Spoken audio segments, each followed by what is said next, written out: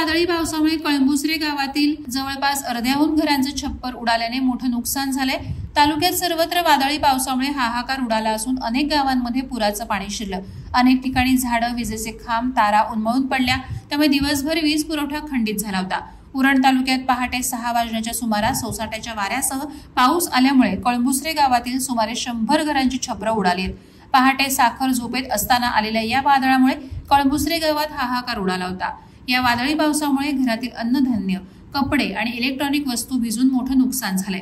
जवळपास सर्वांच्या घरांची छपरं उडाल्यामुळे कोणी कोणाला घरात आसरा द्यावा अशी परिस्थिती ग्रामस्थांची झाली होती। उरणचे आमदार महेश बालदी, तहसीलदार उद्धव कदम यांनी कळंबुसरे येथे भेट देऊन नुकसानीची पाहणी केली।